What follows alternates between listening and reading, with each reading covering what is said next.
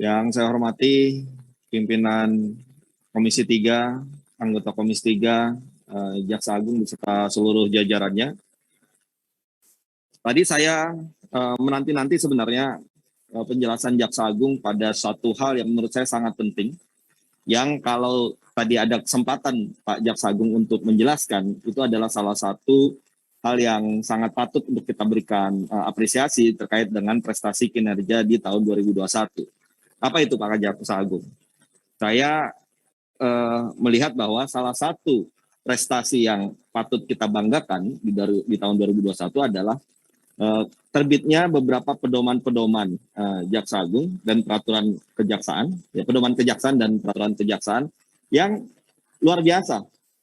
Bahkan saya beberapa kali menyatakan ini pedoman-pedoman yang keren. Ya. Apa diantaranya? Yang pertama, kita dahulu di awal tahun 2021 di bulan Januari bersama-sama melihat Jaksa Agung menerbitkan pedoman nomor 1 tahun 2021 ya, tentang akses keadilan bagi perempuan dan anak dalam penanganan perkara pidana. Itu lengkap, Pak. Itu tidak hanya ketentuan-ketentuan teknis saja yang diatur, tapi kalau saya baca, saya pelajari, saya bolak-balik, bahkan saya ikut peluncurannya pada saat itu kalau disosialisasikan dengan baik, kemudian dipahami oleh para jaksa, itu akan bisa membantu untuk membangun perspektif. Bagaimana jaksa ini melihat ada karakteristik khusus yang harus dikedepankan ketika ada kasus-kasus yang terkait dengan perempuan anak, terkait dengan trauma-trauma yang mungkin dihadapi ketika ada kasus kekerasan seksual misalnya, dan sebagainya. Dan ini menurut saya juga bahan yang sangat baik ketika nanti pada saatnya DPR bersama pemerintah akan membahas RUU tindak pidana kekerasan seksual. Kemudian pedoman kejaksaan lainnya yang juga menjadi catatan penting bagi saya adalah pedoman nomor 11 tahun 2021 tentang penanganan perkara tindak pidana narkotika. Kemudian pedoman nomor 18 tahun 2021 tentang penyelesaian penanganan perkara tindak pidana penyalahgunaan narkotika melalui rehabilitasi dengan pendekatan keadilan restoratif. Dua pedoman ini ditambah juga dengan dua pedoman ini kalau kita lihat ini juga akan menjadi bahan yang sangat baik bagi kita ketika nanti DPR dengan pemerintah pada saatnya akan membahas revisi Undang-Undang Narkotika. Dan memang sekarang pendekatan untuk penanganan kasus narkotika khususnya untuk pengguna atau pemakai itu tidak lagi semata-mata dengan hukum, ya, tapi juga kita harus mengedepankan rehabilitasi, ya, karena para pemakai ini juga korban. Dan ini juga harus bisa dipahami oleh seluruh jaksa di Indonesia. Ini juga soal perspektif juga. Masyarakat kita ini Pak Jaksa Agung adalah masyarakat yang punitif, gemar sekali menghukum. Seolah-olah semua masalah bisa selesai dengan pemidanaan, padahal tidak demikian. Maka dari itu kita sekarang sedang gencar-gencarnya mendorong pendekatan keadilan restoratif, termasuk juga dalam hal bagaimana kita merehabilitasi pengguna atau pemakai narkoba ini. Selain itu, selain pedoman juga ada peraturan kejaksaan yang menurut saya juga patut untuk kita apresiasi, yaitu peraturan kejaksaan nomor 6 tahun 2021 tentang pedoman penanganan perkara tindak pidana persetubuhan terhadap anak dan tindak pidana perbuatan cabul terhadap anak. Ini makin meningkat, makin ramai, makin ada kesadaran bagi masyarakat untuk melaporkan, untuk meminta adanya proses hukum, karena selama ini banyak yang terdiam karena takut dan khawatir ketika berhadapan dengan hukum justru akan memberikan trauma.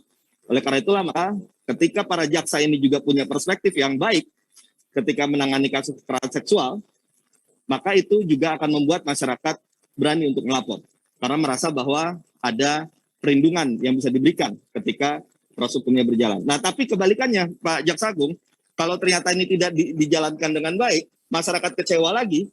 Nah, ini kan bahaya. Oleh karena itulah maka penting bagi para jaksa ini benar-benar menerapkan baik itu pedoman maupun peraturan kejaksaan yang telah dibuat sepanjang di tahun 2021 ini. Satu lagi peraturan kejaksaan RI nomor 5 tahun 2021 tentang sistem pengelolaan data informasi intelijen serta pedoman Kejaksaan nomor 8 tentang tata kelola sistem satu data di lingkungan Kejaksaan RI, yang menurut saya ini juga bagian dari upaya untuk melakukan reformasi internal di Kejaksaan untuk mendigitalisasi data dan sebagainya. Nah, dengan pedoman-pedoman itu ada yang ingin saya juga sambungkan dengan apa yang tadi disampaikan oleh senior saya, Bang Trimedia Panjaitan, ya, bahwa kita di Komisi 3 sebaiknya juga diberikan pedoman-pedoman itu. Tidak hanya itu saja, bahkan mungkin di berbagai kesempatan mungkin kita bisa dilibatkan juga di dapil-dapil kita untuk membantu mensosialisasikan beberapa pedoman-pedoman tersebut, ya, kepada stakeholder, kepada NGO, kepada advokat-advokat, kepada para pendamping korban, lembaga rehabilitasi dan sebagainya, sehingga masyarakat benar-benar tahu bahwa ini ada panduan dari Kejaksaan yang bisa dipergunakan, sekaligus juga sama-sama kita dengan masyarakat untuk mengawasi pelaksanaannya dan mengingatkan kepada jaksa-jaksa ketika pedoman ini tidak dijalankan. Nah, itu harapan saya tentunya. Nah, saya juga mengapresiasi di tahun 2021 ini terkait dengan pembentukan Satgas, ya.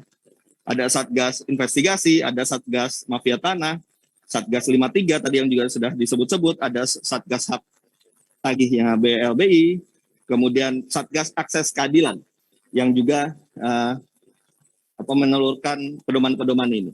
Nah, Satgas-Satgas ini menurut saya dilanjutkan, Pak, di 2022. Mungkin kalau ada kebutuhan Satgas lainnya bisa dibentuk. Yang jelas Satgas ini saya lihat dalam banyak hal bisa membantu kerja-kerja yang menjadi fokus dari Kejaksaan, yang menjadi harapan masyarakat juga, ya. Satgas 53 misalnya, masyarakat ini ada perbaikan internal dengan integritas jaksa, ada Satgas 53.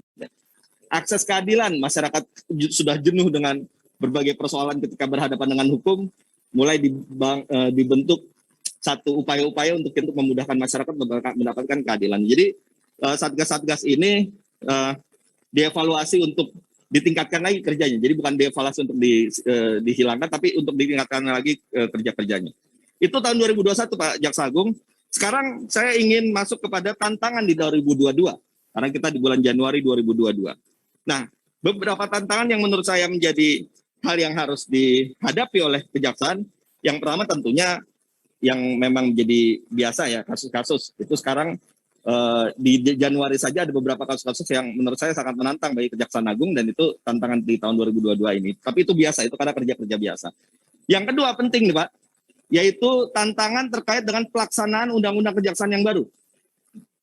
Kejaksaan sudah punya beberapa penguatan kewenangan, ya.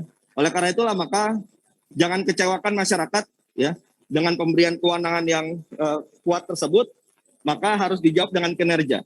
Dan itu tantangan juga luar biasa. Ada beberapa aturan-aturan atau pelaksanaan-pelaksanaan turunannya lagi yang mungkin juga harus dibuat oleh Kejaksaan, ya, untuk pelaksanaan undang-undang tersebut. Kemudian harapan masyarakat untuk terciptanya Kejaksaan yang bersih dan berintegritas. Tadi senior saya juga, Bang Beni, kemudian rekan saya Arteria Dahlan, mengungkapkan beberapa catatan yang menurut saya itu juga bisa menjadi jawaban, ya, untuk masyarakat, apakah bisa kita mulai untuk membangun integritas Kejaksaan ini, juga menguatkan Satgas 53 ini untuk menjamin bahwa pelapor itu mendapatkan perlindungan hukum ketika melaporkan satu laporan-laporan ini. Jadi saya setuju tadi dan mendukung sekali. Yang berikutnya, saya juga menguatkan lagi apa yang dikatakan oleh senior saya, Bang Trimedia Panjaitan, ini lagi keluar, terkait dengan perempuan, Pak Jaksa Agung. Saya juga ingin sekali melihat ada jaksa-jaksa perempuan kita yang mungkin bisa diberikan kesempatan, ya, untuk lebih maju, karena ini adalah bagian dari kita untuk mendorong persamaan, ya. Di dapil saya misalnya ada beberapa kajari perempuan yang juga luar biasa, ya, di Lampung Selatan kajarinya perempuan, di Pesawaran kajarinya perempuan di Lampung, ya. Kemudian di Kota Metro juga perempuan. Jadi kalau semakin banyak perempuan yang juga diberdayakan, ditingkatkan kemampuannya, saya yakin pun juga bisa semakin maju perempuan-perempuan di kejaksaan ini. Dan terakhir, beberapa waktu lalu Kapolri mengeluarkan surat edaran terkait dengan tidak perlu ditahannya tersangka kasus ITE ya apabila meminta maaf.